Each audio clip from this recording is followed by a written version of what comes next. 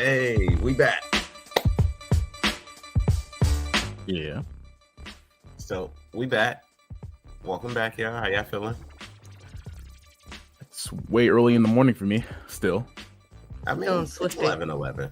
Make a wish on it. Wish weren't so early. So listen, we are back today. Rich is taking the day off because he knows nothing about wrestling, like Jon Snow.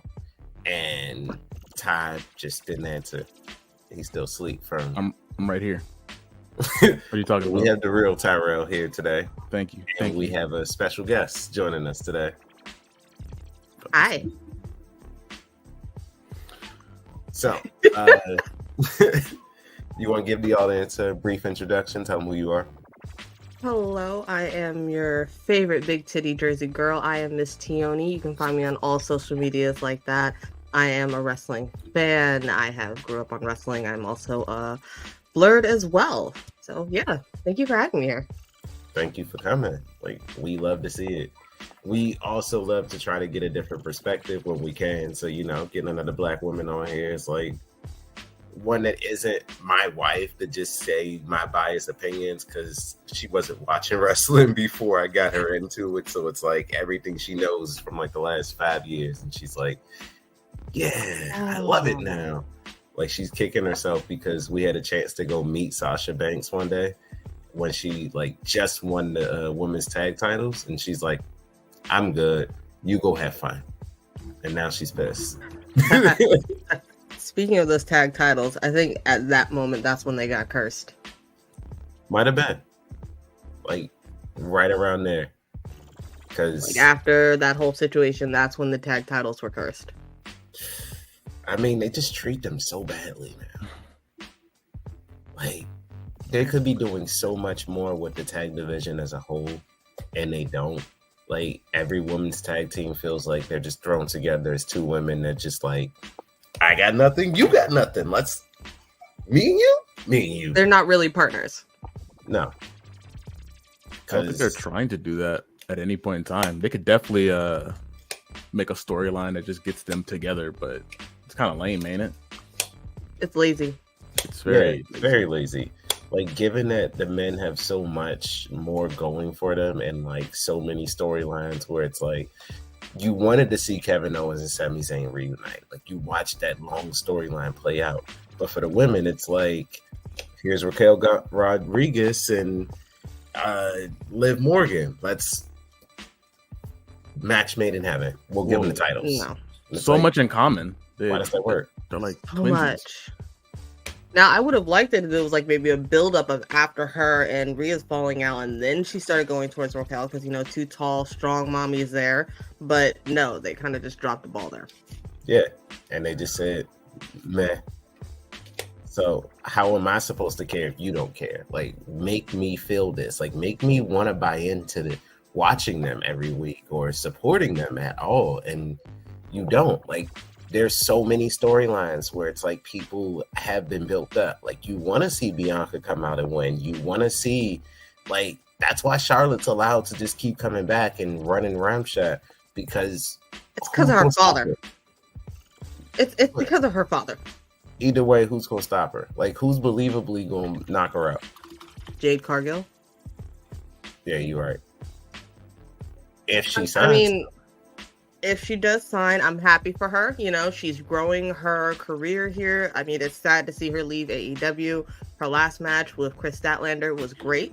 They had a nice little moment at the end. I would love to see her do good at WWE, but I also kind of see them dropping the ball with her.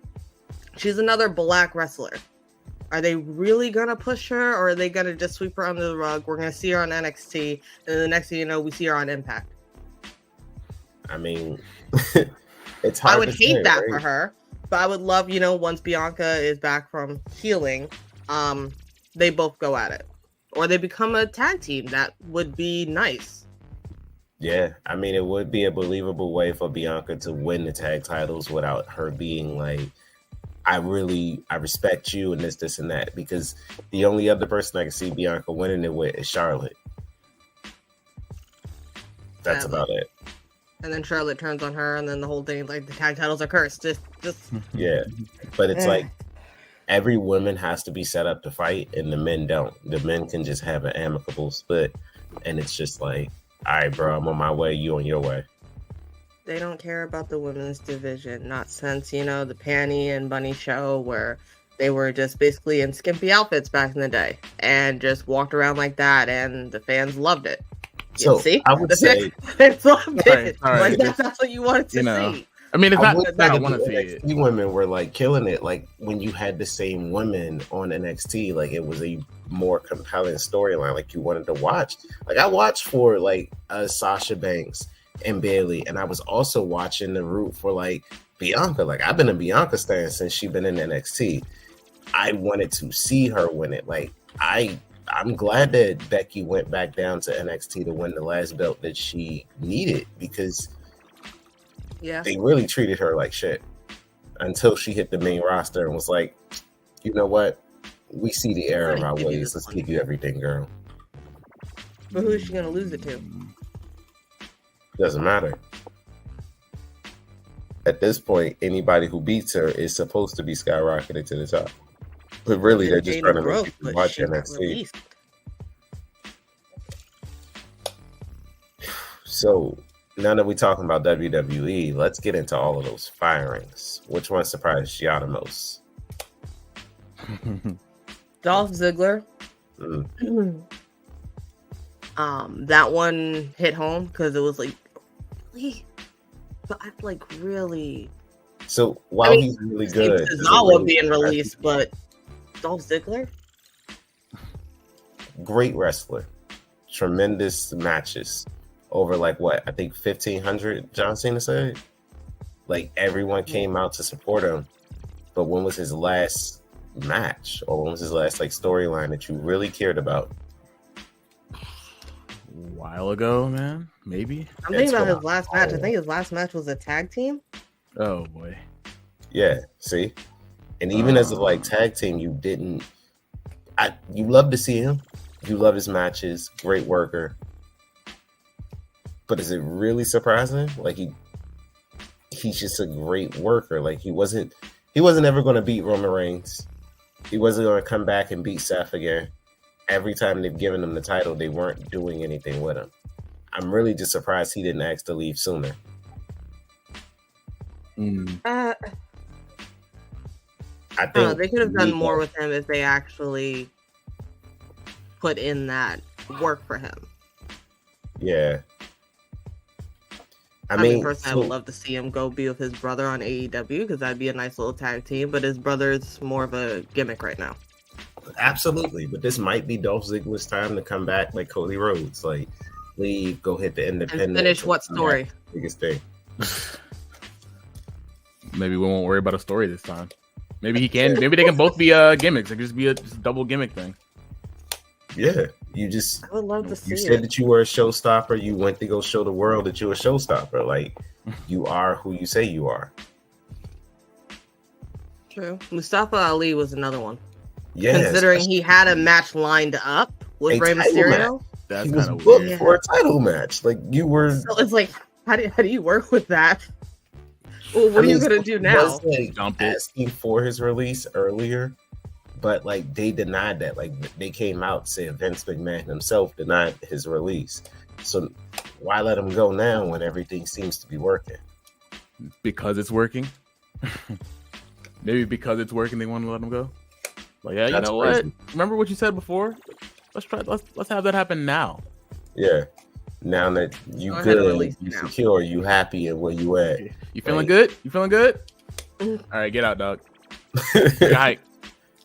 That time. You know how embarrassing that is to be like promoting this and saying, yeah, dog, I can't wait. On NXT, like I remember, I was watching him having his whole little promo cut, and then they put it on, and he's released. It's like, oh, yeah. So I guess not. Like Matt Riddle. Well, Matt Riddle was problematic. He was. The drug issue with him smoking weed, I don't see that as a problem. Just go do what Rob Van Dam is doing. Go to AEW. They love it over there. And Rob Van Dam still wrestle, but weed, it doesn't seem to be that big of a problem because it seems like they say a lot of wrestlers do weed, but it's not necessarily that they're saying it's just weed. If the reports are to be believed, they saying it's an alcohol problem and he's getting accused of sexually assaulting women. Like, there are a lot of accusations that came out against him. And for a company that's supposed to be seen as like PG, you publicly went through a divorce with your wife. Then they used that in the angle, and then everything spiraled out from there. And they really just want to forget about the airplane incident. That's all. Yeah, that might have been the last. They don't want another one of those. I mean, it's so fun though. That's the best time. It's come on. Don't you want to wake up? Don't you want to, as somebody in the organization, wake up in the morning, get your coffee, get your newspaper, scroll on the web, and just see picture of airplane and somebody's facing somebody's legs? Like, come on. That man, I'd hate to be the PR person that does like WWE, because to be able to be like have to cover for so many people at all times. I can tell you what they look like. They're probably like drained of all resources, grazed all everywhere, just like hoping that dark circles. They're just like, please don't let another thing happen. Please. I can't go through any more shit. I just want to wake up for one normal day. Yeah, just please. It's so terrible. Yeah. Another one was Shelton Benjamin. Yeah, like that was shocking to me. I was like, I know he wasn't really doing much, but you have so many other wrestlers that could have been released. And I think they might be next. I mean, when you let go of 100 employees after a takeover in the office, you gotta know that the wrestlers that like aren't doing anything are probably next. Like, WWE has a large cast of people that they just pay just to sit in the background, and they like, do we really need to pay all these people? But they also have so much programming, and it's like, do you really need John Cena to come out every week and talk for 25 minutes? Or like, can you put a different wrestler on it? Like, it's wrestling. I want to see 6-7 matches a night, not 3 matches and 14 promos.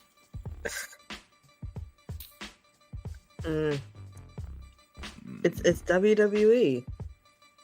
Yeah, but at what point do we stop giving them a break and stop saying it's just WWE, and we go to the different promotion, or we look at something else like a NJPW or TNA or AEW? Shit, even ROH at this point, because AEW brought back ROH. ROH every Thursday at 7 p.m.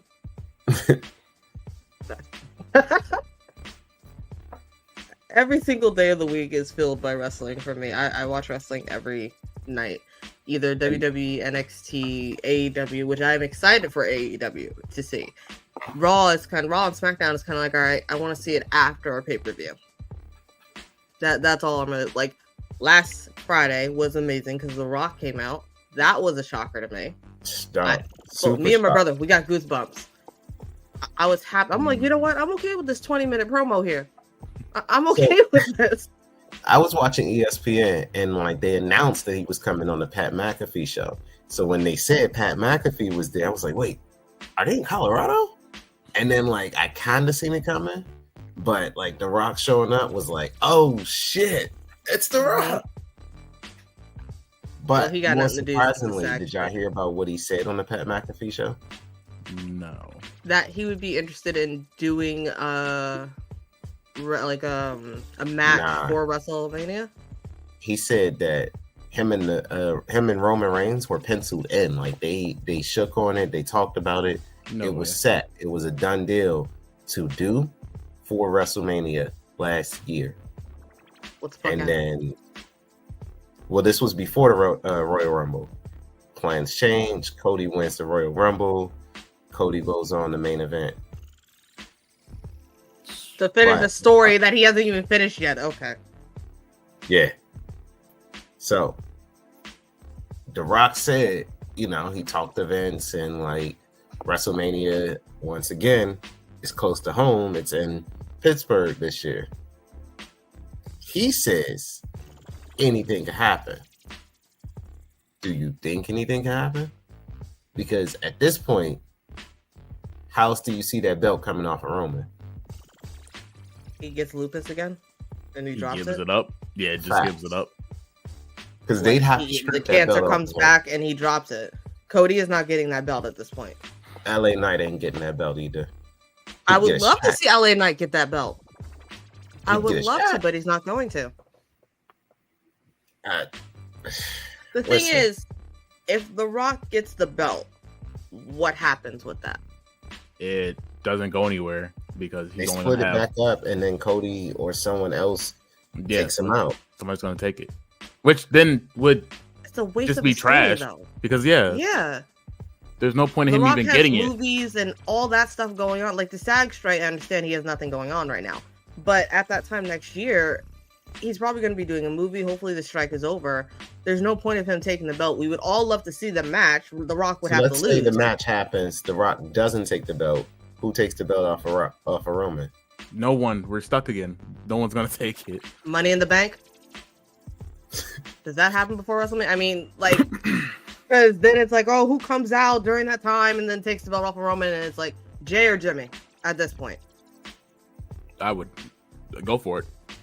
Yeah. Give Because it- there's give no it to- storyline here for The Rock to be able to take the belt and have some type of run. Or Roman keeping the belt because now the belt is becoming obsolete at this point to me. It's fusing into mean, his it's body. been It's like, never going to be what, removed. 4 years? Yeah. 3 years? He hasn't Three? he hasn't even shown signs of like, I'm about to lose this thing seriously. It's been all he could lose it. This person could take it. I could see that happening. But like at the end of the day, he still got his hand raised and it's 1, 2, 3. Like, I thought Edge could take it. I thought Daniel Bryan could take it. I thought this person could take it. Insert person name. And like each time, like everyone just knew Cody Rhodes was going to take it. And I told everybody, nah, I'm not buying it. Like, you don't walk into the company after going out, starting competition, walk back in and take the belt off the biggest thing in the world right now. Well, at that time, Okay. arguably, But- Will Ospreay says he's the biggest thing in the world. I have no comment on that one. It would be type of, if Vince had some type of control, it'd be a Vince type move to have CM Punk show up and take the belt. Listen, SummerSlam is in, I mean, not SummerSlam. What's the pay-per-view coming up? It's a pay-per-view coming up in Chicago. When is Flash? That's next week? Fastlane? Whatever the hell that bullshit is? Maybe. But it's Fastlane and then... It's I think they have Fastlane, one then more this Elimination year. Chamber. Ooh. The Elimination Chamber is in Australia. Which, by the way, if you're on the East Coast, please go watch that at 6 o'clock in the morning. I'll be up. It is Shut up. Fastlane. Got family and kids. Of course you're going to be up. For people like me who got depression, we don't want to be up. We just want to be asleep. You know, I almost. I know I'm gonna call you. You gonna be up watching it with me. You gonna give a call to everybody to wake up? That's awesome. Thanks for I would volunteering. be so pissed. I might, dog. Straight I to don't got no voicemail. problem calling Do not people. disturb. Leave me alone. I'll catch it on Peacock a few hours later. It'll be fine. I just gotta stay off Twitter. Ooh. Yeah, It's hard though. you It's should tell hard. all wrestlers that if they get in so much trouble on Twitter. I've seen so many leaked photos, so much stuff that they shouldn't have said. Who just had something leak? Lacey Evans? Is there anything to leak? Like, If you like that type of thing, then yes. I do not. You see my wife. I'm good. You're a lucky So- man. Lucky man. Just know, I will take her. Doubt it. You do So her speaking wrong, of I will unlucky take her. men, CM Punk also got fired. Like, Let's. Or that unlucky or is that lucky? Like, No, that's fucking unlucky because he literally got a show for him. Collision was for him. It was based out of his hometown. It was for him. Yeah, but I was at a pool party and she was ready to argue me down about this while I was drinking. So I saved this and brought her on just for this conversation. Listen, he got suspended. He was Why did he get suspended? Because of what happened. I forget what pay-per-view it was. I think it might have been Double or Nothing. But he had a match on the pay-per-view. After the cameras got cut, him, Kenny Omega, the Elite, I forget who else, they all got into a fight backstage. They had a match. And there was a whole scuffle back there. And the Elite got suspended. I believe Kenny Omega got suspended as well, and as did CM Punk. Now, the first people to come back, and they were doing a behind-the-scenes show as well at this time with AEW. But the Elite came back first, and then Kenny Omega. We weren't hearing anything from CM Punk. His suspension went longer because he's kind of the one that started it, and the Elite and Kenny Omega were basically defending themselves. But anyone who has worked with CM Punk, they will tell you, you can see it on Twitter on how people have reacted from his recent firing, of what type of man CM Punk is. Now, he came back, but he was cutting promos because of Collision, a Saturday night wrestling show, which we haven't had in so long. And everyone was hyped, everyone was excited, and where was it happening? Chicago. So, of course, CM Punk, and he comes back with the title that he won, saying that this is the real AEW Heavyweight Championship belt.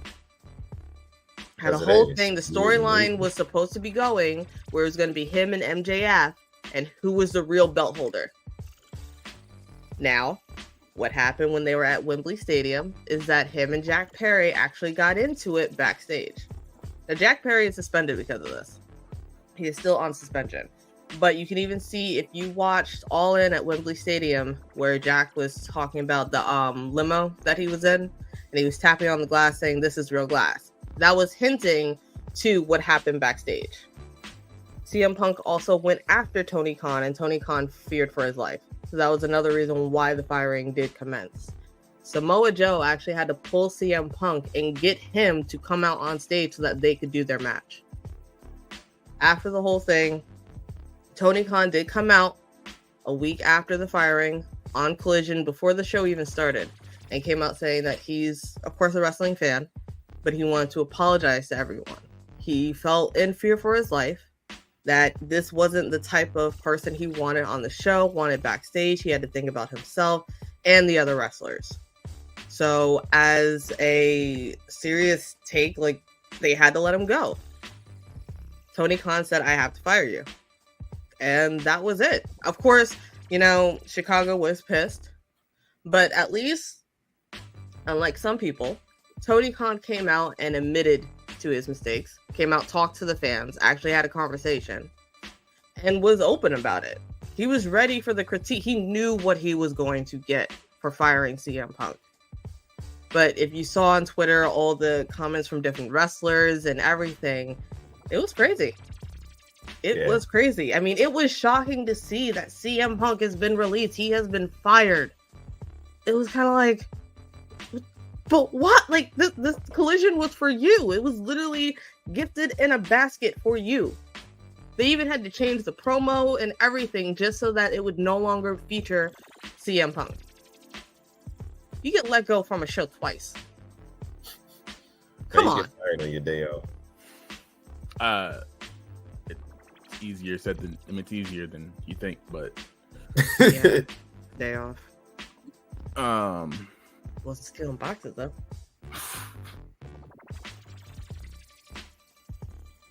He tried it. I mean, I don't really see him ever coming back to do anything now. No. I mean, he was supposed to be even releasing a statement, but I haven't seen that.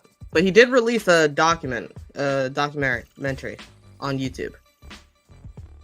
I did not watch it. About getting fired or everything of like the whole thing. I didn't watch it because I don't care for CM Punk. He's not really my favorite wrestler. Never was. Never liked the guy. I liked him for that one creepy uncle that like stays at family reunions and just watches you in the corner. It's like, oh, you grew up. Please don't talk to me. I never thought of him like that. I thought he was kind of cool, as somebody. I'm not gonna be like him when I grow up, but he was okay. Like the cool uncle your parents tell him not to talk to. But yeah, that's Samoa Joe to me. That's my cool uncle. That's my uncle that's gonna get me out of class. Samoa Joe seems like the kind of uncle that you want to catch a beer with. Like, Samoa Joe, definitely the kind of dude that. And that was shocking to hear that Samoa Joe was like, "Yo, we got to do our match. You got to get out in the ring, and like, we got to do this." So it was great, and I mean, oh god, he can tell you, I was laughing because I'm like, this is hilarious. Like, how do you twice? Like, the type of opportunity. When you came back, like, come on. Yeah. And albeit Jack Perry did start it this time. This wasn't where CM Punk was the one in it. No, Jack Perry did start, but CM Punk crossed the line. So, in the understanding of crossing the line, like, you gotta go, bruh. Like, you should have been able to have better control over yourself. You're a grown man. At the end of the day, it is what it is. But I don't think that he should come back to WWE, and I don't think he will come back to WWE. Like, I think that there's been too many issues. He had one last chance in wrestling, and I just think it's sad that like such a great wrestler is going out without having like a final match or a retirement match or like a great way to end on. Like, I think if anything, that's what he came back for, to end his career, much like Edge did on top. Like, come out, have the run that you want, and be able to leave on your terms. Whether Edge is done or not, Edge left the way he needed to. You came in, you had a couple of great matches, you didn't win any belts, you set up a stable, you went heel one more time, you went back to babyface, you did a Hell in a Cell, like, you did great. Can't complain. Mm-hmm. Your final matches, I was worried about you. I was scared. You had me on the edge of my seat. I came along for the ride. As a fan, what more could I ask for? And if his last match with Sheamus was anything to go out on, it was a great match. Like, not the best match of his career, but not the worst match of his career. It was a great match. Like, Sheamus hit the shit out of him. He hit the shit out of Sheamus. Well, near his hometown. Yeah. I mean, but you know. Great. Now Sting needs to have that because he's reaching 70 and still freaking wrestling. Like, Grandpa Sting needs to sit down. He can keep up with the youngers. No problem. No, he needs to sit down. No. He's still spry. He still feels because he's going up on 40. Top ladders, on top of rafters, and jumping. Grandpa, sit, please. Listen, I love Sting. Sting is the whole reason I went to BlerdCon. Like, really? Brittany asked me before Awesome Con, like, what do you want to do for your birthday? And I'm like, I don't know, but Sting's coming to town. I want to do this. So we go and see Avengers. Like, we hit a buffet, we see Avengers, then we go to BlerdCon and we meet Hilton for the first time. And we're like, what's this booth? And he's like, oh, this is BlerdCon. Is this your first convention? We're like, yeah. And he's like, oh, well, BlerdCon is this. It's this, but all black people. You should come check it out. And we're like, all right, we'll go check it out. 2019, we go. 2020. Yeah, 2019 we went because we were planning on going back 2020 and then COVID happened. So then we went the last 2 years. So we've been 2022 and 2023. So yeah, it was lit. And like, I love Sting. Sting's been a favorite wrestler of mine since like old school WCW days when he was putting niggas in the Scorpion Deathlock. What about you, Substitute? What I like with Sting? Or just in general? Or in general. Sorry, I'm still waking up, so. Oh, you poor child. You have no idea. I felt that. Sorry.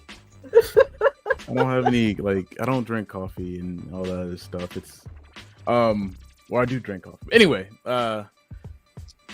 know what I'm really sad about? I'm sad about Elias. I actually liked Elias in the... Okay. I find it amusing when I have a wrestler that's like, there's some kind of joke stuff that's always going on with them, or something that's like kind of wild. Like, I'll admit that I enjoy the 24-hour belt that you had to go around to get. That was actually pretty funny. Like, I was like, 24-hour championship belt. I was always thinking like maybe R-Truth, though. one day I'll wake up, go to one of the shows, maybe run out of the crowd, take the belt, and then I'd be the champion for a bit. But that, it's a fever dream. But Elias, back to Elias. I thought I'm kind of sad because I enjoyed getting released was upsetting. Yeah, I'm mourning right now, so it's the black shirt and all that. Don't mind the words. Oh, don't get me started, dog. I got my my Bray Wyatt shirt on. We're Rest in peace. Oh yeah. I have a Funko somewhere. It's that one. That one. It's a whole. It's somewhere on this. wall. I have so many questions about that wall. I cannot answer it. I can answer two questions. Why two? Wait a minute. You don't even know the questions I'm asking. What? You gotta we'll be get back to that later. 2 questions. Okay. You only get 2. Wait, he's right here. Wait, I have one right here. Wait.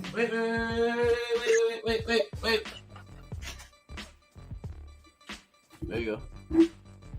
Hey. I have this. Still can't believe he's gone. Yeah, I know. It don't feel real. Like, it does not feel real. I hate it. Ow. That it still feels like this is just one day he's just gonna come back to TV. Right, you're gonna see the Fiend. Yeah. The whole thing was just a fever dream.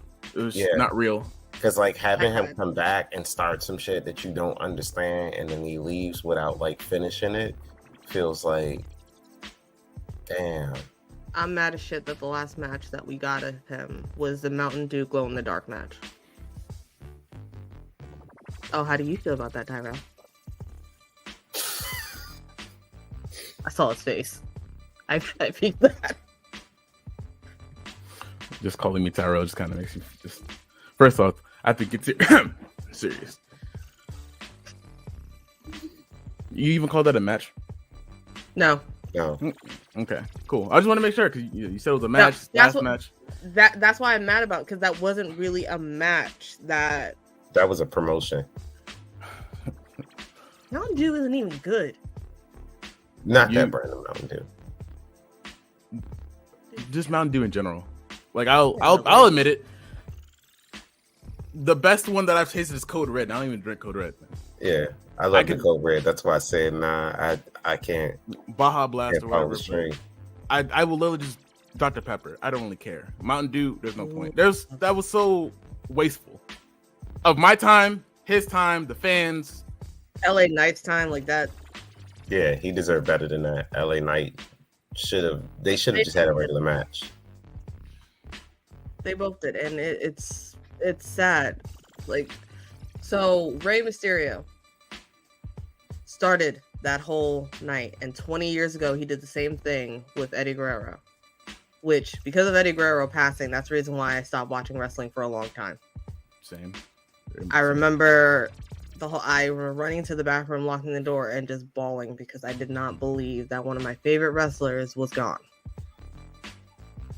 Like it sucks, man. And that one promo Bray Wyatt did when he first came back, that was so real and so open of him. It still plays back in my mind. Yeah, I mean, because he was so sad and he was just so happy that like people just really be back. To see him. Like, I'm back. Yeah, I care so much about me and who I am and what I create and like what I do, and that's real, because being able to have someone want you for what you do, that's a rare fucking thing. Especially like, something like that he pitched and they were like, okay, yeah, go with it. Yeah, like, you created this, you came up with it. I'm here for you. Me and all these millions of fans, we here for you. Like, people are buying shit with my face on it, with my brand. Like, it's something that I created. That's me. Like, I'm selling out. Like, I'm selling all this shit out, and y'all care this much about something I thought would be cool. gonna start crying again. I'm thinking about like how even like that night when it happened, you could see it in all wrestling shows, like in All Out, what Buddy Matthews did for him, bringing out the lantern. How many fireflies were in the stands for that? Like it was beautiful, and it's heartwarming to see the fans and all of us come together for that. Yeah, I mean, so wrestling's always been a thing that's like always been there. Like I feel like for an older generation, they've had it too. Like they had their Hulk Hogan's, we've had like The Rock, we had Cena's, we had all types of people come through, and like every different generation can name who their biggest like megastar was. Like, and they could say, well, you know, I've always been there. Like wrestling's always been like a consistent thing. Like wrestling and One Piece are the only two things you can consistently count on to show up week by week. That's it. Still fucking going. You know, we just had an episode about that. We'll Yeah. get back to that. I just started getting into it. Stop now while you have a chance. No, I'm already too far in. I'm already cosplaying Chopper next year. You're Like, never it's too far in. Word. You're never too yeah. far in. Don't do. too far in. You're- And you know what's crazy? I think I stopped after they left Skypiea. That's crazy. You're never too far in. You can stop now. You'll be okay. Well, I She can't switched stop. over to Soul Eater because I'm Good. There you cosplaying. I'm cosplaying Dr. Frankenstein next year. Stein was the greatest. Stein was hilarious the whole time. Like, And then I switched back to One Piece. I haven't even thought about what I'm gonna cosplay next. Actually, like actually cosplay something. I'm only Yeah. keeping one constant, which is Belzette, but I'm thinking of new ones. I'm considering being I'm either going to be Luffy or Zoro next year, and I'm trying to convince Brittany to be either Robin or Nami, or she might be Hancock. Really depends on what she feel like. I'll be Law if you want. We can just really muck it up. If you be Luffy, I'll be Law. Don't tempt me, dog. Do it. Do it. No Do it, balls. do it, do No it, scrote. do it, You won't do do it, it. do it. No balls. No scrote. All right, I guess we're going One Piece then. Oh, I have a question for both of you. Answer. Who is your favorite wrestler of all time? Okay. Who is your least favorite wrestler of all time? And who is your current favorite wrestler to this date? And I'll go first while you're thinking. Favorite all time is Eddie Guerrero, of course. Love Okay. him. Okay. Least favorite all time, Triple H. Mm. I didn't really like him growing up. And me and my brother and my neighbors used to do like little wrestling shows, which I think my neighbor still has the videotapes of us doing stuff. And every time Triple H would come out, I'd be like, "You suck, major cock." Actually, him, Triple H, and Gold Dust. And I know who Gold Dust is now, but it's still kind of like, ugh. And favorite wrestler currently, I gotta give it to oh my god, why am I drawing a blank on his he's Bon Bon. Can't think of his name. He's on AEW, but he's with Don Callis. Give me a second. I call him Bon Bon because when he first came over to America, he's from New Japan. He went to Cinnabon, and him and Cinnabon had like a whole thing together. It was so cute. Bon Bon.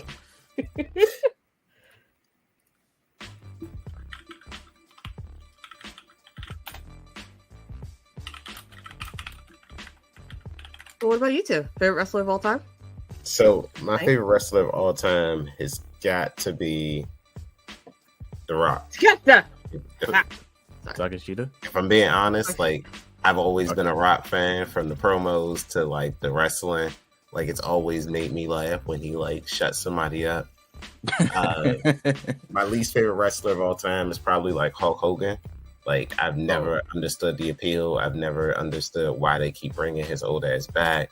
Would like you had a time, but after your time, you've just been old all my life, and I've been watching you almost like die in the ring every time. I'm surprised he's Between not like dead yet. Hogan and Ric Flair. Like Ric Flair still has like like value because like everybody wants to be as cool as like Ric Flair was back then, but it's like now the Ric Flair just needs to sit his old ass down. And like current favorite wrestler, I think I'd have to give it up to the Tribal Chief because like coming back from suffering succotash to like acknowledge me and everyone shows up and acknowledges you. Yeah, gotta give it up to my boy. Okay, so that's why your name is the Great One. I hate your last one now. Okay, substitute. Should I ask him what his is before I say anything, so I can like actually be him? Well, let's see. My favorite wrestler of all time, same Eddie Guerrero. Love that guy. Me and a couple of my friends from kindergarten to we graduated high school. Eddie was our whole thing. We literally just the entire time. And when he died, it kind of broke us. We kind of drifted because of it. So it was kind of it was bad. But least favorite wrestler. Holy moly. I don't like Sami Zayn. It's gonna be really Why? I don't like his look. Is it the hair? Kinda. It's thinning. Yeah. I don't want him to be like, I don't know. It's kind of his look. I mean, him as a wrestler, like I like everything about that. He's great. I just don't like. I don't like to look at the TV and see him wrestling. I guess because I don't want to see him. It's kind of. I'm weird. All right. And my favorite wrestler right now. Who did he just lose a match recently or like a big match? Freshly squeezed Orange Cassidy. Yes, okay, he did just lose his belt. Yeah, and it was Listen, crying. he needed the break. He did very well. He had a very good run. He was breaking his body though. He needed a vacation, even though he didn't take a vacation, because he's like, all right, I'm bored now. What do I do? Let me team up with Hook and Chris and have a match there. But Mox took the belt. You know, that's good. And then he got a concussion and wasn't supposed to lose against Phoenix. But hey. Yeah. But I like his whole aesthetic. Everything like it's cheaply made, but just like I don't have a catchphrase and everything. It's just so. I do not have a catchphrase. It is so great. I enjoy every bit of it. Every time I see him put his hands in his pockets, I'm like, oh gosh, it's over. Leave, run. He's gonna kick you. It's just his whole aesthetic is just great. I'm so surprised I don't catch you cosplaying as Orange Cassidy more often. I was planning to do it. I actually have the jacket in the closet. I have everything else, the shoes. I have the shades. Don't think I won't go blonde. Please don't think I won't. Seriously, I will dye this immediately. I will do it. All right. Give him a reason to hey. No, that's good. I'm here for it. Oh no, please don't. Yeah. Oh boy. All right. Well, that's gonna be my next thing then. I'll probably just cosplay it or just take pictures, put it on Instagram or something. Who knows? Oh, you gotta wear that out. Go to the store. Go shopping. Yeah, there is this con coming up in New Jersey that we were just listening to HNIC talk about. Brittany kind of wants to go in November. What con? I'd have to get back to you. Oh, you know what? Don't worry about it. I'm in Jersey. Like, wait, why don't you know about it then? No. Well, okay. So fair. The only con that I went to besides BlerdCon and DreamCon was New York Comic Con. Otherwise, I had no idea about all these different cons in the area that I could be going to. That's like a max 5-hour drive. Like MacFest, NecoCon, I guess Katsu, Baltimore Comic Con. I don't know shit. Look, I'm the one who's locked up here. You got to go out. You got to do stuff. I'm the one who says I can't go nowhere. That's my thing. Yeah, next year we're going to Anime World USA. I got my tickets for BlerdCon and DreamCon already. Is that in USA? I gotta figure out where that is. Yeah, it's in Atlanta. Oh. And then we got to do Dragon Con next year. I'll send you a schedule. We got cons. We're gonna have to plan it out for next year. Boy, I'm gonna be busy. Don't worry, you already locked in. Oh, okay. All right. We got you. I'm getting dragged along. Okay. All right. Yes. All right. Nah, he's definitely getting dragged along. That's normal. I'm here for a good So ride. you guys are two new wrestling. You guys are friends now. Two new wrestling friends. How do you guys feel about Chris Benoit? So, as a wrestler or Because- as a person? As a wrestler, yes. As a wrestler. We're gonna do what Vince did and pretend that whole thing didn't happen. Like he didn't just cut a whole like 2-hour, 3-hour promo for this man. We're gonna talk to him as a wrestler because his son was seen at AEW a couple of weeks back with CM Punk, which is hilarious. So how do you guys feel about him as a wrestler? And seeing some of his moves used in wrestlers today? As a wrestler, right? Yeah, yes, as for sticking to wrestler. Okay. I think as a wrestler, it's always for me. It's always nice to see,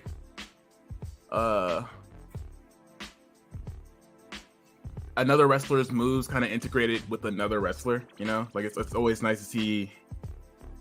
There's always going to be somebody using a different kind of move or something that's similar, and maybe change it up to like have a baseline move. I like callbacks to other people using other people's moves. You know. Mm-hmm. Like it shows like a connection between the two or whoever, like a whole group. Oh, this is touchy. Yeah, because I'm trying not to step anywhere I don't want to step. It's a lot of shit. It's a lot of shit on the floor, and I just got new shoes. I'm not gonna step anywhere. New shoes. They just got clean. I can still they're still in the wrapping. Like they're wrapped up, and I'm like trying not to step out of it. They clean, dog. He's not trying to crease it. I can't crease these, dog. Like I'm walking on my heels. All right.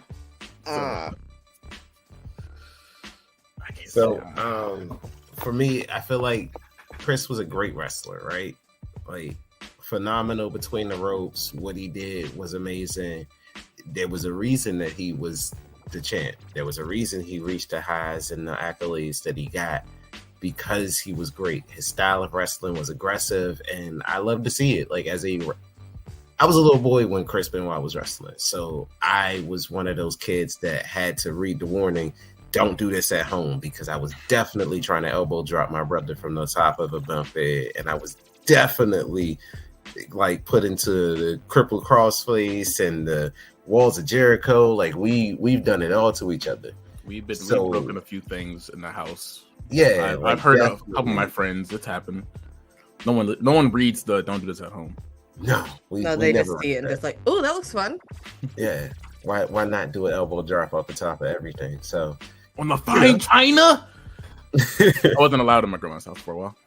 Yeah, a long time I wasn't allowed to go anywhere but home. So yeah, like I feel like for me, separating the person and just talking about the wrestler was amazing. The wrestler was aggressive. The wrestler was everything that like you thought he'd be, like, or when that, like, I don't know. Like, I don't know if I want his style being used in like newer wrestlers or new wrestlers to like still remember how he was, because the style was a lot of like headbutts and like when you're talking about the grappling. Yeah, the grappling's cool because it's a progression of what you know. Like, it's always going to be a progression of how many holds can you do. Like, eventually somebody puts in a leg lock and it's like, oh, that's Kurt Angle. But you don't remember him for, you know, the grappling. You remember him for the flying headbutts. You remember him for, like, a lot of the stuff that he did that was more aggressive. And that, I'm not comfortable with that, because if that was the CTE that led to his downfall, then they can keep that shit. Very true. Like, I'd be here for all the leg slaps and all the super kicks all day long if it's safer for the wrestler and still as entertaining. Because maybe I'm just a mark who likes a good super kick, but you give me a super kick or an RKO out of nowhere, I'm happy. Like, shit, I'm happy when The Rock come out calling niggas jabronis. True. I'm weird that I like seeing the wrestlers get injured in blood. Jesus. Which is why Moxley is also one of my favorite wrestlers, because it's just bleeding and it's in his contract. That was actually fun. I think that's cool. I think being able to bleed out, like showing the there's real stuff happening, feels kind of good. You want to see the damage. Some people, I'm not gonna say people who might have some kind of psycho tendencies, but some people do enjoy seeing the damage done to the wrestlers. Like they want to see like the real stuff happening because you got those people on the side like, well, how do you look at this? It's so fake. It's so terrible. It's just so fake.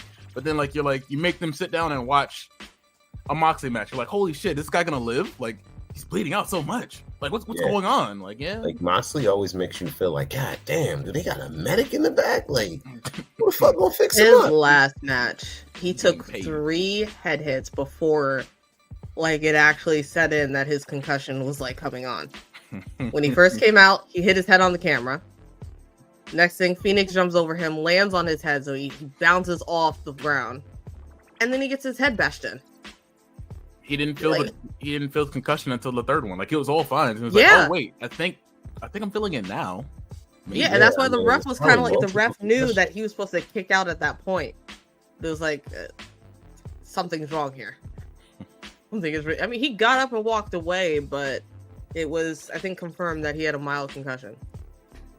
There was nothing mild about that. I seen that match. I think we should clap it up for the referees because the refs don't recognize that shit before it ever happens. A lot of worse shit can happen. Like a lot of shit can happen. So I mean, they are definitely the unsung heroes who are in there watching out and making sure because as kids you don't see that and you don't understand that there's someone there protecting the wrestler. You just think the ref just counts 1, 2, 3. But now as an adult you're like, oh shit, you're making sure he knows what the finish is. He knows to wrap this up. You keep time, you're keeping pace, you're telling them what to do because you're the one with the earpiece. You're the only one that knows. It's the 3 of y'all in there doing this dance, not just the 2 of them. The wrestlers try and keep each other safe, but stuff happens. Yeah. Stuff happens, and sometimes it is a mistake or a slip up. One bad super kick, and then, damn, that's really looking bad. You got a bunch of big ass dudes throwing each other around. It's bound for somebody to get hurt. Meaty men slapping meat. It's really, And the women ain't they don't shy on it either. I've seen a Britt Baker match. She gets her shit broken in on a regular basis. I want to see more women's matches. I do. I mean, I'm pretty happy with AEW having the main event be certain women's matches because they are good. But I want to see more. I want to see more, especially when it comes to WWE. It's kind of all right. It's whatever. They give you a pay-per-view and then it's all right, and that's it, and that's all our women have to show.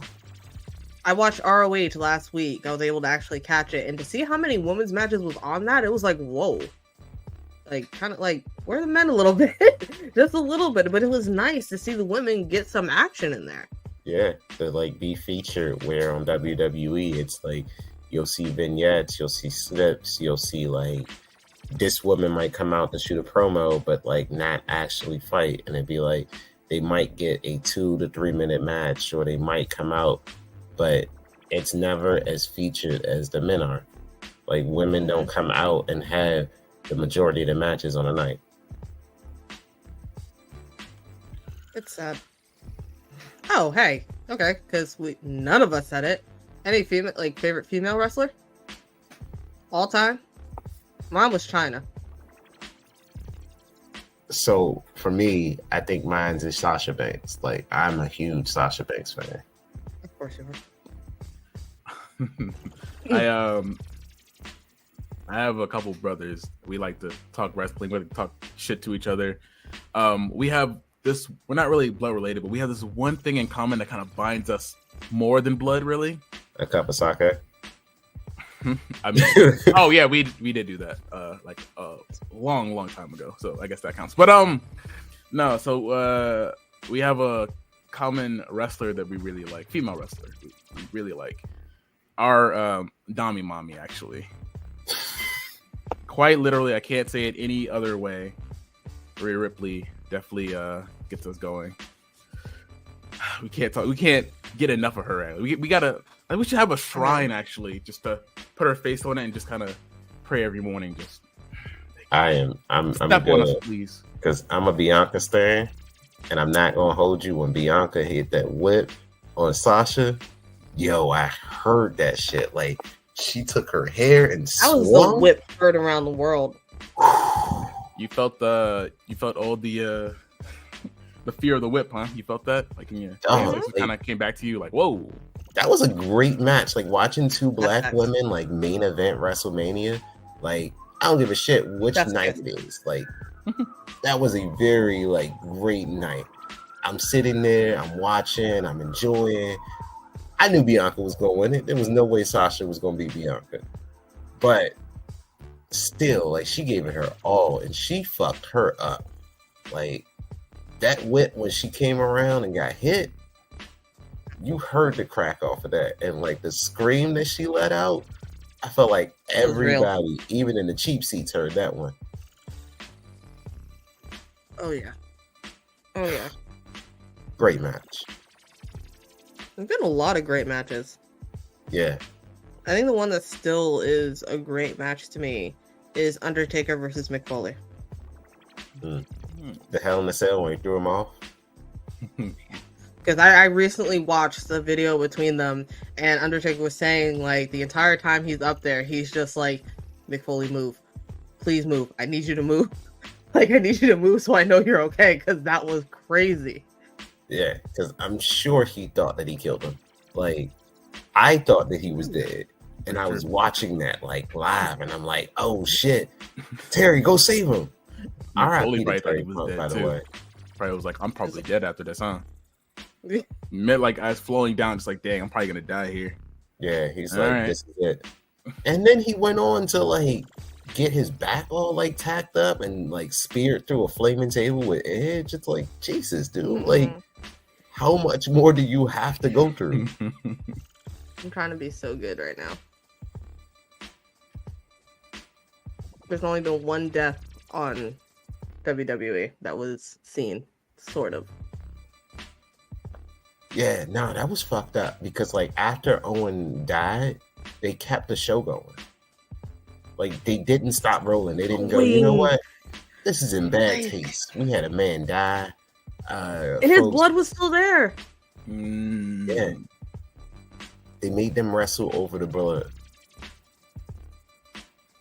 You know, how much did they get for therapy, the wrestlers? Because that would really fuck me up for quite a while. And the announcers. Yeah, to just be like sitting right there looking at and trying to figure out what to tell the viewers at home. Like, and they're not getting anything into their earpieces. Like, yeah, we're telling you what this is going on. What would you say? Like, how do you tell people, hey, he just died, bro? Well, you don't say it like that, obviously. I don't think and this man, but there's no right way to say it. Like, I think that they did the best job that they could in like announcing it and saying like, we've had an unfortunate passing, but the heart on that man to make sure that no one else was getting injured on his way down just shows how he was. Yeah. Like he yelled out, "Look out!" And that's, I don't know. Speaking of Owen Hart, they had an Owen Hart championship match for AEW, and I believe Ricky Starks and Willow were the champions of that. And Owen Hart's wife is definitely going to be coming back next year for it, which I love on AEW for them. I love that they're keeping Owen's legacy alive there, because she will not go to WWE because of that. I mean, so after they filmed, whose wife did they film after he died? Fuck. Which one of the wives of the superstars? I can't remember. I remember when I was a kid and they had the interview after the guy died and they brought in his wife to talk about how she felt and how she was going to pay the bills and what was going to happen. Like, it felt like real like 2020, like 2020 news versus, you know, somebody asking on a wrestling show, like, well, what would you do? because it was a billionaire asking this woman who, like, her husband just died. Fuck, I can't remember the name of her husband. He was feuding with Stone Cold in the 90s, and then he had a gun. It'll come to me later. He had a gun? Yeah, like there was a real controversial promo because he had a gun and he told Stone Cold, like, come to his house. 90s wrestling was crazy. 90s wrestling was 90s was a good time, huh? 90s wrestling was a time because Goldust wanted to get his titties done, but he said he needed $10,000 to get it done. The storylines back then 90s wrestling was a thing. So funny. I think when Stone Cold went to go like attack Booker T in a supermarket, Brian Pillman. That's his name? Definitely top 10 moments when Stone Cold was whooping Booker T's ass in a supermarket. Like he comes out of the refrigerator like, "Hey, Book, you got milk?" It's like, what, bro? How does that sound cooler when you say that? Like, I've read this sign in school and it never sounded cool, but you say it one time to somebody and it's like, that's the coolest thing I've ever heard. A badass line right there. No, I can't say that, but you can say it. Did either of you get in trouble for saying "suck it" in school?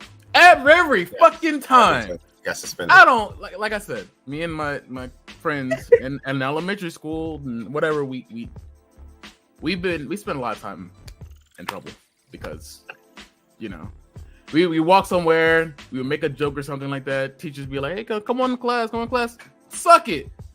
Attention, you're in trouble. Come on, suck it. You know, we can't. There's no other thing to say. We gotta keep saying "suck it." Well, you couldn't do it on the bus. You couldn't do it at school. You can't do it in public. I love it. Like they still treat you like you the asshole for telling people to suck it. And you can obviously just walk away, like, or you can do it back. Just walk away. It's a greeting at this point. Like if I come up, "Hey yo," it is. Not when you're a parent. Like I've been trying to teach Ryan not to be like the little asshole. We went to the grocery store recently, and like this lady's like older white lady, like had to be in like her 70s, 80s. We're in the pharmacy section just shopping, and she's like, "Hi, handsome. How are you?" "I'm not handsome. My name is Ryan, and this is my dad fist." jokes. And it's like, okay, that was starting cute and a little smart. You had us in the first half. Not gonna lie, so I was like, "Oh snap, dad joke already. Let's go." And then no. Oh man. See, now I understand. Maybe as a kid, I shouldn't have been saying "suck it" as often as I did. But yeah, like as an adult, like I'm telling you, like when you're a kid, it's like, "Oh, this is so cute. Oh, I think I'm funny." When you're an adult, it's like, "Yo, why would you say that? This is horrifying. Like, you can't do this. This is a bad reflection on me. Yesterday. Like, I'm not this person." I was in Walmart yesterday and I was hearing this. I'm nosy, so I started getting closer to the conversation. I was hearing this dad go at his son, and then his son said something, and his dad was like, "You're not gonna gaslight me." Like, oh, it's gotten to that far, huh? Yeah, it's gotten to that point. But and the kid looked like he was like 8. And I'm like, oh, they're learning to gaslight at that age? The future is now, old man. I mean, if he saw Kevin Owens and Elias and that whole thing with Ezekiel. I'm sorry. Oh, man, that was so... Oh my gosh. I could not... That feels like me. Like, I just shaved this and I'm like, I'm not Mikey anymore. That's a different man. I'm Mikael. That's my brother, Mikael. Completely different person. I mean, completely different person. Dog, without your facial hair, dudes be a whole different dude. Like, I'd look like a whole different me with no beard. I don't want to go babyface anymore, so no, this is not. That's never happening again. But this would look so stupid on me. Like, I got a butt chin under this and everything. Like, it's terrible. I just went to so look, this is real clean. I just went to the barber. And I was like, "Hey, I have all this." He's like, "Can you just take all this off?" And he was like, "You want to take all that off?" I'm like, "Yeah, just goatee, beard." And he's like, "Goatee, mustache." He's like, "All right, but you're gonna look like a whole different person. You sure you want the whole thing off?" And I was like, "No, dude, come on. it's gonna look really bad if you do it. And we got close. He was cutting. He was like, "Are you sure? Because you're looking kind of smooth right here, buddy. You sure?" I'm like, "Good, bro. I'm fine. This is gonna be fine. It's gonna grow back in like a day." Yeah, they say that, and it never does. Like, it does not take a day. It takes a few. Takes a few. It's cool. I feel smooth now. Man's handsome Feel again. better. I'm handsome again, but I don't know if I can go down to a goatee. Like, I feel like a goatee makes me look like an evil villain. Ooh. Join us. Who's your favorite heel? Ooh. All time? Yeah. All time and then currently. Oh man. So all time has got to be Edge. Edge was a great heel. Like, he was the asshole that would show up at the moment when, like, oh, you just got the belt. Here's me cashing in. Like, the man has the name the ultimate opportunist because I'm gonna take my shot when I got my shot. I'm not gonna wait. I'm gonna wait for the best moment, and I got you. True. And I think currently, I'd have to go with The Miz. The Miz is a consistent bad guy because not just because like you want to punch him in the face, but because consistently, like, he is a bad guy. Like, he's the bad guy that you root for, the bad guy that you want to see lose, the bad guy that, like, in every time, he's always the bad guy. Probably one of my favorite heels of all time. Honorable mention to MJF though. Okay. He's our scumbag. Yeah. He is our scumbag we trust. I enjoy The Miz I think I downloaded his personality back when I was in high school, just slightly. And it kind of formulated, so now I'm just a sarcastic asshole. So that's unfortunate. But no, The Miz definitely up there. Unfortunate for everybody else. It's fine for me. I like currently right now. I really do want to see where Dominic goes in his journey right now, because there's so many ways he could go about this. I want to see where he goes. I like it. He has such heat against him. I love it. It's so, man. Just swallow up more of the hate, man. Just get it. Just get more. Who gets more hate, Austin Theory or Dominic Mysterio? Dominic. Neither of them can talk. Like, the second that a mic comes every to your time, head, every time for Dom, the crowd. It doesn't matter where they are. You can't hear anything. They also hate Austin Theory in that same way. Like, and hearing that's The the Rock type tell of them heat that you want. Like, Eddie would be proud. Uncle Eddie would be so proud. Yeah, I mean, he's a champ, and people hate him. All time has to be, like you said, Edge. Definitely. Currently, right now, is Christian Cage. What he's doing over in AEW and how he's treating kids without fathers is amazing. But I'm loving the storyline that he has going there right now. It's great. She was my dad. Yeah, I'm surprised you didn't say MJF. I'm loving what MJS is doing right now. He's a face heel. He's in between there. He's our scumbag. He's everyone's scumbag. I'm just enjoying what he's doing with Adam Cole. Like, even the promos that they were cutting, those were hilarious. Like, I'm loving the fun times that they're having, and I don't want it to end. Like, I know something's gonna change, but it's great right now. So, like, it has to end soon. I mean, not soon now, but, like, it has to end before it gets to the point where it's like you don't want to see it end. I agree with you. If they didn't win the ROH tag team belts, I would have said at All In, that's where it would have ended. But since they won the belts, which was shocking to me, it has to continue until someone good enough can take it.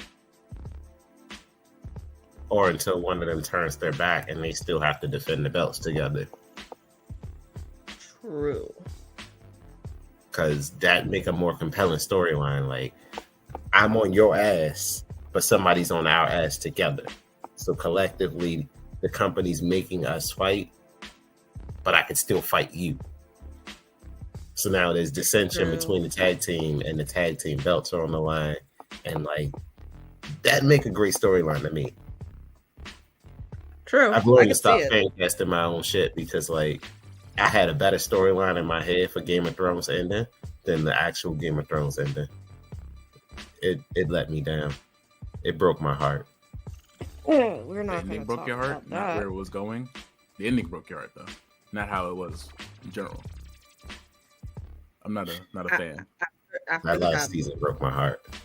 After the battle, they could have ended it right there. The battle ended in one episode. They led up to this battle for seasons. Like the entire thing was winter's coming, winter comes, and winter ends in one episode. Yep. It was a cold episode. There you go. Credits. End of the series. Woo! What? All right. Winter was coming. Winter comes. It's one episode. We done. But I've gotten 2 to 3 episodes of Jon Snow's love stories. It's just like Cody Rhodes trying to finish the story. Nah, fuck this story. Sometimes the story just need to go where it is. It's just, it ended. Where's his story going, though? So... Like, who is he facing? He's not. That's the problem. Like, his story could end with him and Seth Rollins. But no one wants to see that story again. Seth hasn't been able to beat him. You face Seth, you're instantly the favorite to win it. But you can't beat Roman because you haven't. The only person that has is Jay. In the last, 3 years? So... Yeah, he did pin him. I don't know. And I can't really say because Roman's the guy. Roman's the biggest moneymaker in WWE. And let's be honest, Vince does not like putting people over from other companies. Whether or not they home grew Cody Rhodes or not, and then he went on to be somewhere else and then come back, I'm still not putting the belt on the guy who was the guy at other places. You were the guy at NGPW when you were there. You were the guy in ROH. You were the guy in AEW. Like, you're not going to be the guy here. I do not. You're a guy here. I do not miss him in AEW. That's the point. But he feels more like WWE is his home now. But he had to go to all those places for that to happen. Because if he would stay in the WWE, he would have never grown beyond Stardust. Like, sometimes you do need to leave to grow, and sometimes you just can't because there isn't room for you. Because if you ask most fans if you could get The Rock versus Roman, I'd watch it. I definitely want to see that. That'd definitely be the match that would make me go from DC to Maryland to Pittsburgh for WrestleMania. Let me see if I can get last minute tickets, even if it's in the rafters for that, because I'd want to be there when Roman and The Rock faced off. That would sell tickets. That would get butts in the seats. It would just be a stupid storyline after. What if it's just not for the title? What if it's just an actual match? I mean, why the fuck is the belt on Roman? I mean, yeah, we're gonna solve that later. But what if it's just a match, right? So check it out, right? What if it's just a match between the two? Maybe we throw up some weird storyline where Rock comes in and wants to take over the bloodline because Roman's done a terrible job. Obviously we don't have the bloodline anymore. All right, Roman, you did a shit job. You lost your family. You're fucking up, buddy. I'm taking over, right? To be the real tribal chief? To be the actual tribal chief. Okay. Let's restart this whole thing. Not restart it, but make it better. Hey, all right, you literally lost your family. You were the head, and now look at your people. You have no people, basically. Do you think that's how this whole bloodline ends? I mean, what else is there gonna be? Isn't there gonna be a tag match with Solo and?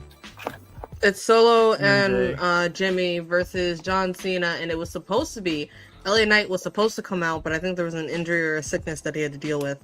I think he had COVID. Like, I think I read that he tested positive for COVID. So we really don't have. We'll find out this Friday if John Cena has a partner. They were all screaming for The Rock to come out, but that would. All right. Imagine. You know what? It's cool. I'd love to see that. There's no I was telling a coworker of mine, like, yeah, I could totally go to Hollywood and make a great film. Like, I have so many great ideas. It's not that hard to do. But I guess it isn't. It's hard to write stuff. The fans make better storylines than what they're doing in the back. They're snorting. Let me calm down. Stardust. Yeah, they're Stardust. Literal Stardust, because all they want is stars. That's all they're seeing. They're just not thinking. I think they don't. It feels like they don't care at times, and I think that's really bad because as a fan, you don't want to see that. Yeah. When do you think they stopped caring? Like I said, I stopped watching wrestling. I came back when Roman came out and said his actual name, and he said that his cancer came back. That's when I picked back up on WWE. I think they stopped caring when they realized WWE was too big to fail. WWE's just been spinning its wheels for a long time, and it's like when you think of wrestling, you don't think of anything else. You don't say anything else as far as wrestling. You say they're over there doing that WWE shit. Just like when you think of MMA, you don't think of anything other than UFC. Other promotions exist. Other things happen. Shit, even on WrestleMania weekend, other wrestling events booked in the city that's being hosted by WrestleMania because they know that they can ride that clout for other smaller wrestling things. Just because. I think a long time ago, WWE realized we are too big to fail. We are going to make money because people will always buy and invest in. So the wrestling scene's been booming for a while, and like they even sold to like merge with UFC. So I think for me, maybe about 2004, 2005, I think they became too big to actually lose, and then they said, "Fuck it, we're just gonna phone it in." Like storylines haven't been good for a long time. Like the Bloodline is probably the best storyline that they have as far as like long-term building. But like there's been small tidbits of individual great storytelling or individual matches, but not a string of great matches coming from a great wrestler over time because they don't book it that way. You get something great going, it takes off, and then boom, they derail it because of creative. So yeah, it's too big to fail. That sucks. I've seen a lot of companies do that, and well, it's fine now for WDB, I guess, right? But I've seen companies fall because of that, and then utterly die, actually. But that sucks. I could really, really go for some actual good storylines, like with the Bloodline. Like it could be over, but it could also still be something better. Like I don't know, The Rock makes Roman a better person. I don't know, man. I want to see the heat between the two, and then like an actual charge for being the tribal chief. Right. I want to see like Paul Heyman, like, oh no, this is the real tribal chief, but here's the other one, and who do I follow? You know, make him switch up his loyalty, make him feel bad. Damn, I mean, WWE sucks. Sorry, like no, that's the honesty we need, right? It does, and even NXT. I started watching it both like during the Black and Gold era a little bit, and how it is now, it sucks. It sucks, and I enjoy watching AEW, New Japan, and ROH so much more. Yeah, I honestly, I'm not gonna hold you. Like, I started watching NJPW when Chris Jericho went to go face Kenny Omega. Like, that to me was like, well, let me go see who the fuck Chris Jericho is going to go face, because Jericho didn't wrestle for anybody outside of Vince since like 98. And I'm like, if you're gonna go face this guy, I gotta go look up who the fuck this is. And like that match made me a Kenny Omega fan. I jumped on the bandwagon on that day. Not gonna hold you.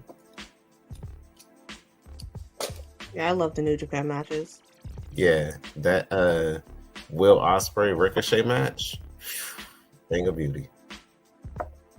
If you haven't seen it, I'd recommend it. Like, I'm a huge fan of the like flip and catch and the rotating and the jumping around kind of style of wrestling. Like, You like high flyers.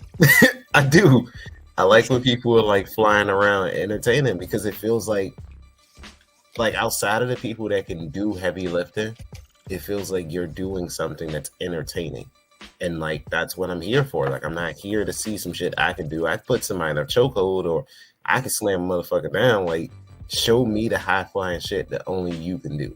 Like, you work day in and day out to perfect this shit. Show me what you got. Fair enough. Fair enough. Mikey, what about you? What's your favorite kind of wrestling? Sorry, I spilled something, I think. Wait, no, Sorry. he says I think. No, I mean, like, what's your favorite kind of wrestling? like my favorite. Technical. Ooh, like, I love seeing technical wrestlers go at it. I love seeing two great technical wrestlers go at it. Seeing love his face as he's trying to clean up the mess. it's fine. It's like, sorry, I'm not crying about It's like, shit, it just got worse. I gotta get more. Keep going. Sorry, you said technical? But yeah, two technical wrestlers going at it. I love seeing how they can match up evenly, or even who's better at doing what. I forget who it was. So the match I really enjoyed recently was Gunther versus oh my god, thank you. I forget names. Gunther versus Chad Gable. Yes. God, I did not think it was Chad Hill. I love seeing that match. That was a good match to see. Yeah, I was so mad that he lost. Like, I knew he had it, and I just knew if anybody was gonna knock him off, it'd be him. He had to lose. They were not going to let Gunther lose the belt before making history. And they have proved that time and time again. If a wrestler who's holding a belt is so close to making history, they'll throw on a good match, but they will not make him lose. Because they want to have that celebration. Like, unless like some crazy shit happens, and then when like Roman, he's making it like what 4 or 5 years, and he somehow loses the belt, that's gonna be crazy. Even though he should, considering he doesn't wrestle that much, but hey. But he had, like, I thought at first they were just like being petty and they were gonna put him over CM Punk's record, but it's like, nah, like, he's gone beyond CM Punk's record into so many different records. Like, he'll never be able to break Bruno's record, but he's gotten so many people. Like, I feel like he's definitely up there on like the longest John Cena record. Like, I don't think John Cena's ever held a title this long. I think he's the longest reigning like modern era champion. Yeah, because everybody else, I think the longest reign is like a year, like a little over a year. Like, they won it at WrestleMania or held it a little past WrestleMania, but never like, oh man, I got it a whole year. Nah, they refresh in between that. Like, every 3 to 6 months, like, you get a new champion. Mm-hmm. And like, it surprised me when The Miz became the WWE champion like so late in his career, but nothing surprised me like watching Bobby Lashley win it. Like, watching Bobby Lashley win it off The Miz, that was good. I was happy for that. Yeah, but I like going back and rewatching matches. Yeah, I think my favorite of the modern era, like my favorite new champion to win it, and the one that like got me the most, and like I was so excited to see it, was Big E. Like, Big E calling a shot, saying I was going to get it, I'm going to, and then he did it, and like I'm glad he got it before he got injured. I take that back. So Big E was my second. My first was Kofi Mania. Okay. Like, I was all for Kofi Mania. Like, I got my Kofi shirt over there in the corner. Like, it's green, baby. It's Kofi was. I was so excited, and I was here for the whole story. Like, how he was like, "Yo, I had been here for so long, and I never thought this was going to happen," because I didn't. I always thought of Kofi as like, a good mid-card wrestler, and I'm sure that's what he assumed too. Like, he was like, "Oh, I came in with so much promise and so much this, and I could have won the big one, but like the whole thing with Randy Orton, and they even came back to it." Then he goes out and he's like, they're like, "Oh, you're not good enough," and he's like, "The fuck you mean I'm not good enough?" And like he puts on like performance after performance, and they're out there with him trying to get him the opportunity. It felt good. Like I was here for the whole Kofi Mania ride. Yeah. I'm happy Big E is going to be coming back as an announcer, probably, since he can't wrestle anymore. Yeah, I mean, so I feel sad, right? Because on the one hand, I want to see him wrestle, but on the other hand, he got to go be a dad. But Mr. Substitute down there, favorite technical high flyer. What you got? Oh, favorites. Because you were cleaning up there for a little bit. Yeah. Okay, you got dad duty. There was definitely nothing there, so don't worry about that. I didn't need to clean anything. So I like kind of like just the dirty wrestling style. Actually, can't remember any good ones. I like it where it's. I'm not trying to be the villain all the time, but I do like the crazy shit where somebody else will come in and help them or something like just under the. Let me think. Actually, I can't remember. I'm sorry. I'm drawing a lot of blanks. But so you like the dirty wrestling, like MJF pulling out his ring, them using I love that shit. I just love it. I love using, it. Using a chair or something to kind of get a win over that. Oh, and then just throw that shit, hide it. Oh, look, I got him down. I love it. I don't care how it I don't care how it happens. Just something dirty, terrible. Do it to them and win. I like it when it's not like you don't know what's coming. I don't like it when it's like, oh, you can kind of see it. Like, all right, this is gonna happen. Or like with any Roman matches, you knew that the Usos were gonna come out and do something. Yeah. More like, well, yeah, like maybe it's something if you know it's gonna happen, right? And then they can like counter it. Like, I can't think of it. Maybe they're gonna get a chair and the person just takes the chair away, but then something else happens anyway. Like something surprising. Mm-hmm. I love when that happens. Like, oh, it still happened anyway. Yeah, I get that. Or if like the ref gets knocked down. I always think of like what I forget his name, but the one ref that always ran so long in order to get into the ring. He had the long blonde hair. Like, I forget his name and I forget what match it was, but he ran down that ramp. I want to see a ref like that. If a ref gets knocked down, bring in another. Because I hate the fact that they're down so long and it's like one shot. Like they get bumped into and these refs act like they can't. They've broken their bones. Like, yeah, like. And it's like, come on, bro. I know you in your 20s, your 30s. Like, you good. You traveling every day. They get tapped you a little kept bit. Up with the whole match, and now you spin and then like up. do a backflip, fall on their back, and they can't get up. They're knocked out for the rest of the match. Oh yeah, and then it's like finally at the end they wake up and it's like, oh, my head or my back or my arm. It immediately goes to the slide. Woo! 1, 2, 3. Like immediately, like baseball slide. Like, wow, that's pretty athletic of you. I don't know what happened, but clearly you hit him. So let me count you out real quick. It's comedic. I think I like that. Like it's comedic how they get up and it immediately just like, oh, it's time to do my match again. Mm-hmm.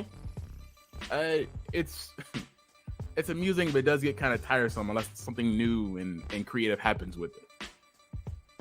I agree. I think the most recent one that I enjoyed is the ref Audrey, and she had a match, and she actually won. She got the pin for it. But I think I don't think she's the only ref in history that has a win on her record. I doubt it. I don't know if there's any other refs out there that actually wrestled and has a win. But was it like, they weren't a wrestler first and then became a ref, but they started as a ref and somehow they got a match? So technically, if Teddy Long has a positive record, then he started off as a ref, worked his way up to a GM. And I can't remember if he's ever had a match. Oh. Yeah, see? Like, there's so many wrestling fun facts that you almost want to Google all the time. Like, did you know that Michael Cole is undefeated at WrestleMania? I saw that video. Yeah. Like, now that you think about it, you're like, fuck, he is undefeated at WrestleMania. Also, Bianca Belair is undefeated at WrestleMania. Yes, she is. Like, she somehow goes in and every time she wins.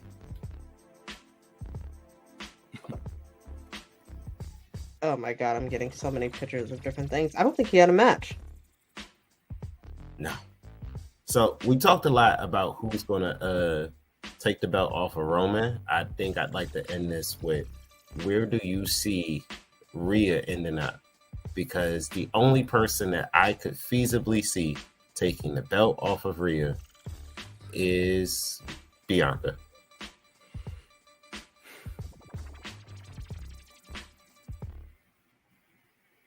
Who do I want to see take it, or who will actually take it? Either, both. Both, neither.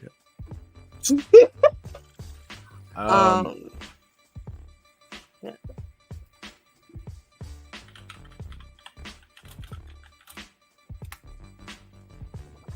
So who I would love to see take it is, if Jade Cargill does get signed, she comes over, she takes the belt off of Rhea. And then that's when Bianca can come back, and that's when they can have their match. Who I see taking it? Liv Morgan. She comes back from injury. They have a match.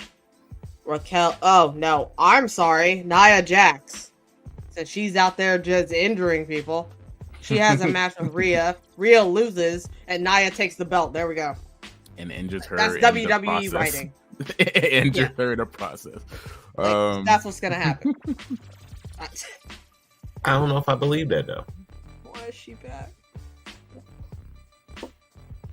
Because she's going to join the bloodline. Stop it. Nia Jax? Yeah. Nah, because they already had one cousin already in there in the back who didn't get released, who they could have had it in there. Tamika. They could have had her join them. They go after the Judgment Day. They could have had a whole thing, but no, it was going to be Solo and Rhea, since Rhea couldn't stop staring at Solo. Tamina. You said Tamika. Tamina. Like... I don't know what the hell her name is. She's not even being used. Like, that could have joined the bloodline. Whole Which family is crazy, right there. because like every release has come up and they've never mentioned her once. The last time we saw her was for the wedding. Oh, no. She was in a match. It was a mixed tag. I think it was when they were trying to get the belts to someone. Because Naomi and Sasha dropped the belts and walked out. That's crazy. The only way you get a match is when your cousin drops the belt and leaves. Ain't that a bitch? So, Mikey, I think we're going to end this on... Well, substitute Tyrell. I think we're going to end this on you. Tyrell. Where do you see the Monday Night Mommy, the dominatrix of your dream, the mommy that you deserve? Look, don't try to rizz me up, all right? Don't try to rizz me up. I don't need all that. I don't need all that. I don't see it, actually. Okay? I don't see her losing ever. God, Ever? damn. Okay. Get out of mommy space for a second. You're right. And, Sorry, and I gotta get out. get into wrestler mode here. Yeah, sorry. So close. Right. I agree with you, Jamal. I think she'd be taken down by I don't know, actually. I just think her and Bianca have this like great like air about them and rivalry starting with NXT that like it makes the most sense to have them feud with each other. and like that's her Charlotte. Like where Charlotte and Becky have each other, where they work well together and they fight well together. That would arguably be her Charlotte. Like I would say Raquel came and she passed the torch and passed the belt because she knew she was going up to the main roster. But as far as hanging with Charlotte, like Charlotte's in a different generation. Let's say you just ain't that generation. Although they are close in age, they came up at different times. But Bianca is. Bianca came through the system at the same time she did. They both came up in NXT at the same time. They both arguably made their championship wins at the same time. Like they were champions together. And they've been kept apart for a reason. Like you don't see them fight off as much as you think that you should. Because these are two of the like most like dominant women. Like they're strong as fuck. Like even compared to regular dudes, like I'd look at myself compared to them like, God damn, I need to hit the gym. And like, I'm not a little dude. So when you look at two powerhouse women and like two women that could arguably hold their own in a match, I don't see Liv coming back and being able to beat Rhea. Like when I look at wrestling, I look at wrestling from a how does the little guy like Rey Mysterio beat the Big Show? It doesn't look likely to me. Like, yeah, you can wear him down, you can make me believe it, but you can't make me believe that like Rhea's gonna lose to Liv or Rhea's gonna lose to what's her name? Zelina? Zelina Vega. Like, ooh, they should definitely have a match. You're little, like maybe I like her too. I love Zelina, but like you should have a match. Then Malachi and Buddy have a match. See, that's what I'm saying. Like telling me Alexa Bliss could beat Bianca Belair is like how? Because Bianca can throw her. Like anything that you can like pick up and toss like a child, you can't be like, yeah, she can beat you. I'm not seeing it.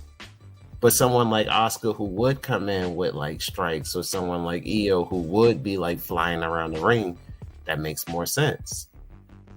Asuka would just spit in their face, but yeah, I can see that. Yeah, see, and like it makes a lot more believable sense. So when you're looking at it from a believable like standability point, I like my wrestling to make sense. Like as much sense as it can for something that doesn't make sense. Gotcha. No, that makes sense. That made total sense. That made sense where it didn't make sense, but it made sense. Yes. Yeah. See, the logic is there. Don't look for it. It didn't make no dollars, but you definitely got some sense in there. You know what I'm saying? Yeah, just a little bit. I hit my banker and I said, "Listen, I got a little deposit coming." And the wheels turning, but the hamster's dead. So we got it. We got to the destination. Oh no. Well, on that note, we're gonna go ahead and cut it. T, why don't you go ahead and tell the people one more time where they can find you? Guys, you can find me on all my social medias as Miss Tioni over here. You can find me on TikTok, Instagram, and that is all I'm going to say. Hey, that's what I said last time. Mikey, you got an OnlyFans that you ain't trying to tell us about? I didn't say anything, but I'm not at my. Hold on, what? Are you not going to tell us about the cam girl era? My manager said I'm not allowed to say anything about that. If that's your pimp, that's all you guys say. We respect it. Tell the people where they can find you at. Who, me? Yeah, you. That's you. You can find me at Twitch TV / Fluke the Villain. It's the same with Twitter and Instagram, I believe, as well. So that's me. Man, forget to plug himself every time. And you can find me next week on Unapologetically Black. We will be doing something. I have to look at the calendar. And trivia on Thursday, where it will be 90s R&B. So bet I'll be there this time. I gotta win some. Yeah, everybody always says that. I mean, I'm different. Winner picks the next episode. So like if you win, you get to pick whatever we do. So if you wanted to do wrestling, if you wanted to do anime, if you wanted to do Hello Kitty, like it really just comes down to like, don't play me. I know some good Hello Kitty. I'm constructing Hey, man. alternatively. Don't play with me, man. You see my Hello Kitty All Might? Like, I keep it on deck. I have no comment. The only thing I got is Bulbasaur, and he's buff as shit. he was number one. He is? Yeah, he's number one for a reason. Look at this man. I'll just. Look at his He, back. he points. I'll point there. That's Bro, enough what of a the? flex He's for built. me. Yeah, look at that. He's built. He is built. Look at those thighs. What the fuck? I'm trying to get there. One And day on I'll that get there. note, if you want to see more of us, y'all know where to find us. Peace.